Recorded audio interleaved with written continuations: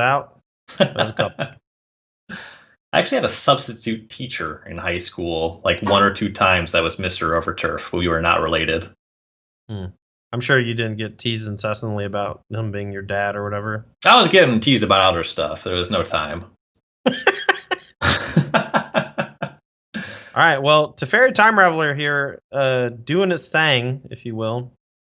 Keeping the counter spells from happening, and as well as just making sure that the Reclamation wasn't able to make a huge expansion explosion. But we might see a huge Shark Typhoon token.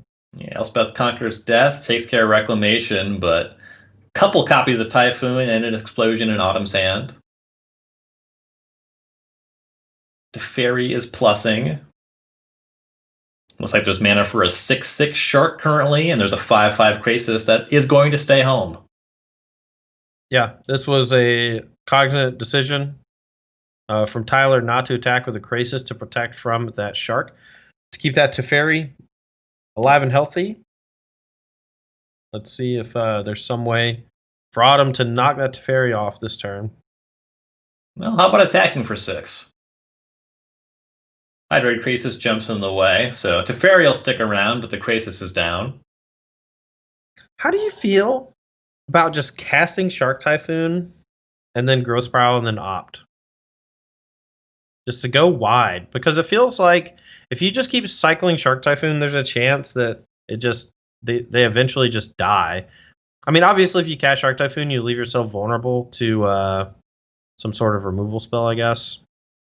I'm intrigued by the line. You do need another land to actually be able to cast the opt in that sequence. Autumn's going to go with an explosion for 4. Stop the Teferi from bouncing the Shark. I do like this line. Yeah, I like that line too. I do agree with you, though. Casting Shark Typhoon is low-key cool as hell. I mean, I feel like you're supposed to cast it sometimes, but the first time that I cast it on stream, someone said that Seth Manfield or somebody was like, you should never, ever cast it. And then I was just like, well, I think in this specific spot, I should cast it. And so I did. And I won the game because of it. So take that. I thought for sure the story was going, this is how you learned to never cast it. But that's nice, too. Okay. GG. I don't think you should ever really cast it or try as hard not to cast it if your opponent has Teferi Time Raveler in their deck. I mean, that is certainly fair. But what if they have an overwhelming advantage already? And your only way to win is that Hail Mary Shark Typhoon clawing yourself back in the game. Because the Teferi static ability just shuts off your Wilderness Reclamations from doing much of anything. Oh, yeah. I mean, that's all reasonable. You see an Uro showing up for Anderson here. Not really a good segue from the word reasonable. That is a nice card. Autumn's going to pay 4 mana for a Growth Spiral, put in a Ketria Triome. You know how you make a Euro into a real nice card? How is that? Cast Dive Down on it. You know, I knew that was the answer. Nice. But I hoped that it wasn't. You have too much faith in me, Ryan. Nissa, who shakes the world, gonna wake up a forest. Uro and Forest coming after Autumn Burchett here. They are on 13. There was 9 damage coming across. Autumn to 4. And you have to wonder if it was worth casting that Growth Spiral for 4 mana last turn, because now we're charging the Blast Zone up to 3 so we can kill the Euro and the Teferi. Maybe that helps unlock the rest of Autumn's hand. Even with the Ether Gust that they can play on the draw step to put the Nissa back on top of the deck for half a turn. Seems pretty good. Yeah, there goes the Blast Zone. Uro and Teferi down. I guess they also just have Negate, so main phase Ether Gust as well does some amount of work. Yeah, if this doesn't get countered and it's drawn and recast, that means the counter spells are good. And if it does get countered, what are we even talking about? Right. This is still a little precarious. Autumn on 4 against that 3/3.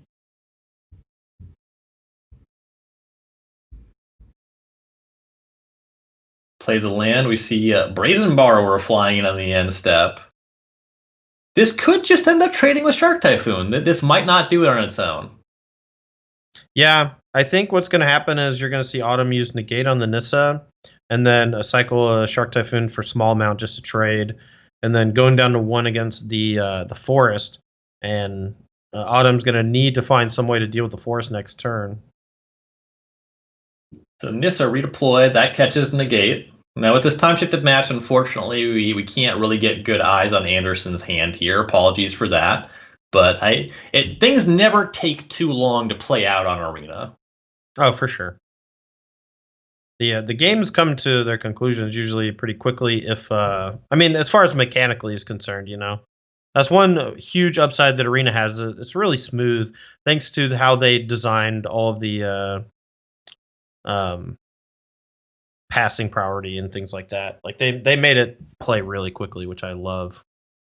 There was an attack for 6. Shark Token catches the Borrower, but now Autumn's hand is just a bunch of junk. It's going to be tough to answer the 3/3 and this Uro escaping. Yeah, but Opt can perhaps do it. Opt will take a look. What does Autumn see? Negate. That's no good. That'll go to the bottom. Growth Spiral. It's a redraw. It is. And with Wilderness Reclamation in hand and no Teferi in play, we got a lot of redraws now too with the Triome. I'm thinking about scrying 2 before drawing off the Spiral or the Triome in hand. We see Expansion and Breeding Pool. Gonna have to do some math on this expansion. There's 2 threats to be dealt with. Expansion Explosion is left on top, Land Scry to the bottom. Wilderness Reclamation cast.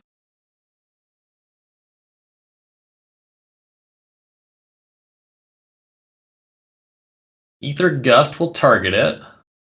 It was all. It looks like there is 3 mana up for this Mystical Dispute. Yeah, there wasn't a whole lot Autumn could really do about this. The only chance, I guess, is if the Fabled Passage can't get a basic land. But we'll find out pretty quick on that one. Yeah. There it is. It can. There's an island. That should seal game 1 in favor of Tyler Anderson's Bant Ramp strategy. Players going to sideboard. Autumn Burchett looking for some help. Just watching their side of it here. See Brazen Borrower, Questing Beast, Night Pack Ambusher, some creatures coming in here. Ways to pressure Teferi Time Traveler, you have to imagine. Yeah, just any way to hit Teferi is okay. The problem with stuff like the Sweeper effect and the Scorching Dragonfire is that while they can potentially kill a Teferi that's minused, neither has the ability to kill a Teferi that pluses. And early in the game, if a Teferi sticks, it's almost always going to plus to kind of protect itself from any sort of burn shenanigans. But the Teferi Time Raveler is the card that matters the most by a lot in this matchup. Right. I don't think you have room for this sort of thing in a 75-card deck playing Team Reclamation, but this is a spot where theoretically you might be happy with a Fry. Yeah, I mean, theoretically, something like Fry could be okay out of the sideboard, but again... Scorching Dragonfire just does more work in more matchups is the idea. I'm just trying to be an optimist and highlight times where a Fry is theoretically playable. Right. I'm taking a look at an opening hand with 2 lands and a Growth Spiral. It's got some nice payoffs. There's Uro, there's Wilderness Reclamation, and they decide to keep.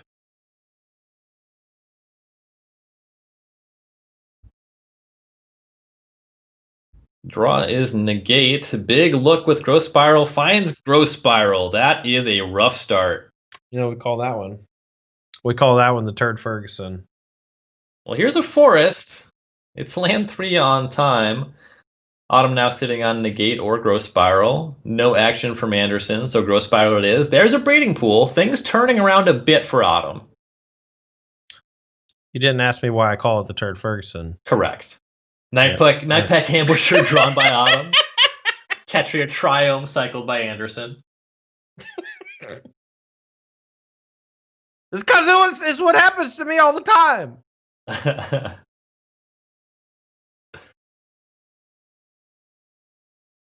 Well, I was feel that, like this. is that like a '90s SNL reference? That's Norm Macdonald playing Burt Reynolds on Celebrity Jeopardy. That is true. But also, it was like my nickname for a long time. That's rough. Oh, I agree.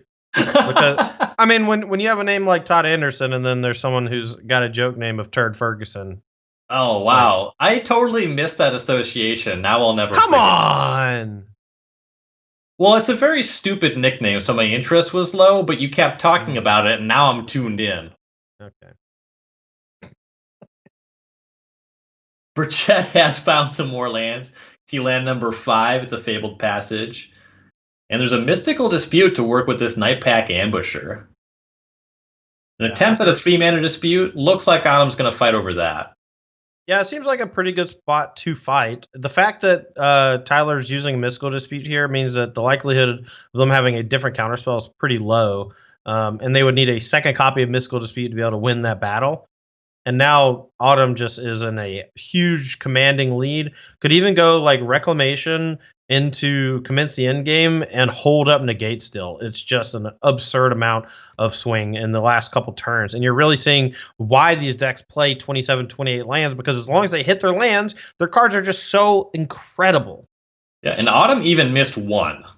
You know, things Right. might have gotten precarious if it was 2, but they just came off the top from there. Teferi Time Raveler now for Anderson, but that's looking too little too late. Autumn might not even counter it. You saw they first looked at commence the end game.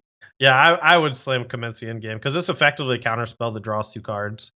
Because the Teferi just has the minus on the 5/5 at this point, or else the Tyler's just dead. Now, Right? with that said, I don't think that Tyler had a land drop to play, but there's a small chance that if they did, they would have like Shatter the Sky or something. But I think that they're just naturally hitting their 6 this turn.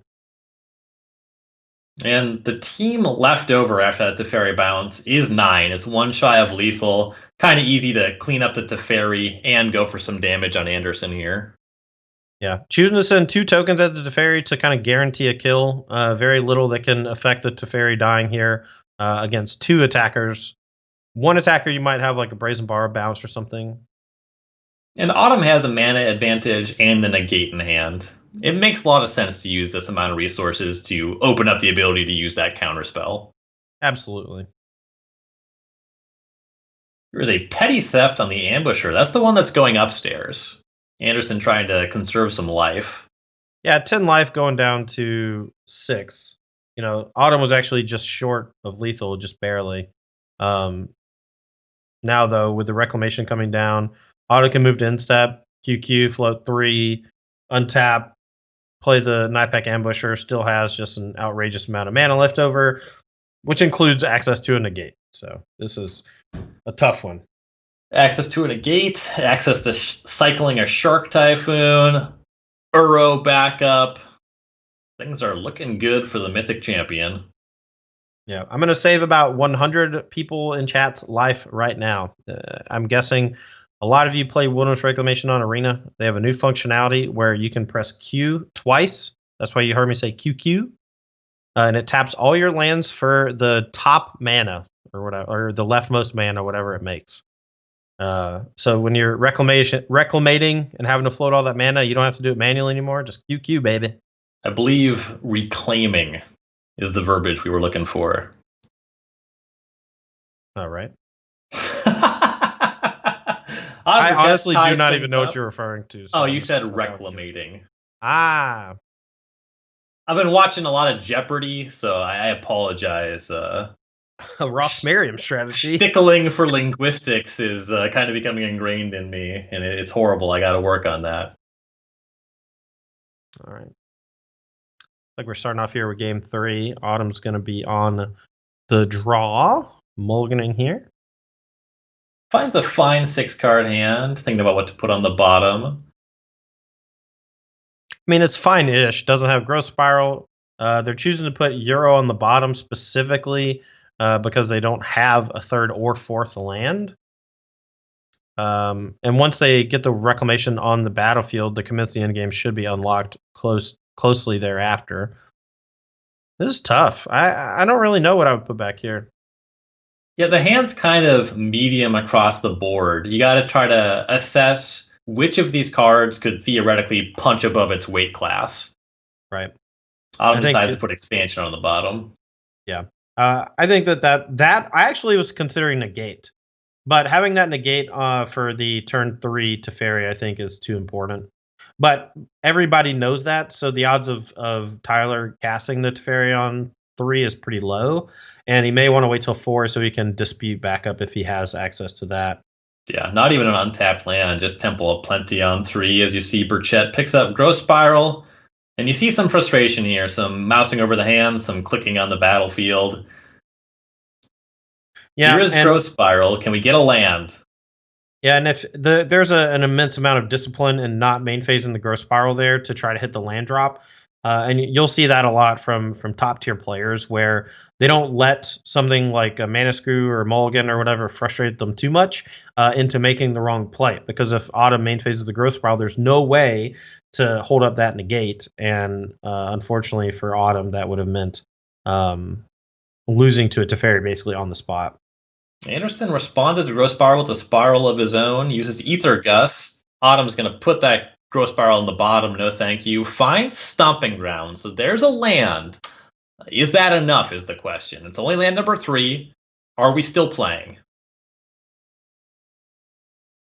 Question of whether you want to shock. Autumn decides to put it in tapped. This turns off the option to flash in Brazen Borrower, but there's still some 2-mana stuff. For example, this negate on Teferi Time Raveler. That works. That is a good swing. However, backup copy for Teferi right there for Anderson. Yeah, and this is basically game over because Tyler already has a huge mana advantage. Autumn is just missing land drops back and forth, and we're going to see Tyler getting passed back to with an active Teferi and a huge mana advantage. Nissa, who shakes the world, coming down. Oh, my lord. Now, you might have seen some sitting around with Teferi, but Nissa is not slow to close the game. We saw Burchett miss on a land with Uro. Anderson's going to start with an Uro of his own, not escaping it just yet, but the writing is on the wall on that one. Burchett finds land number 4. There are some Wilderness Reclamations in hand. From 18, already facing down 1/3/3, there is a lot of work to do. Yeah, no kidding. I just, the game is not technically over, but it's going to take an immense amount of good sequencing and good draws from Autumn to claw back into this game, specifically because Time Raveler shuts off the ability of Wilderness Reclamation to really do much of anything. I think maybe the best shot is if Autumn goes Reclamation into cycle a Shark Typhoon for 2, but even then, that just sounds trivial at best. That rope is burning. This is the whole game, though. If Autumn can't figure this out right now, it's going to be a Growth Spiral. Finds an Ether Gust. I mean, Autumn even has like the Brazen Borrower to bounce the Teferi, but the problem is Teferi forces you to play at sorcery speed, and Autumn doesn't have a way to contain it on the way back, so bouncing it effectively doesn't do anything. Steam Vents enters tapped. We're back over to Tyler Anderson. There is a Growth Spiral. Here's Uro. Cruising, baby. You see how fast Tyler's playing, and the game is over. Autumn Burchett has seen enough. That means, I alluded to the possibility of Corey Baumeister being on a collision course with Autumn Burchett and not wanting it. Both those players go to 3-1. So Corey doesn't want to see it. We in the booth kind of want to see it.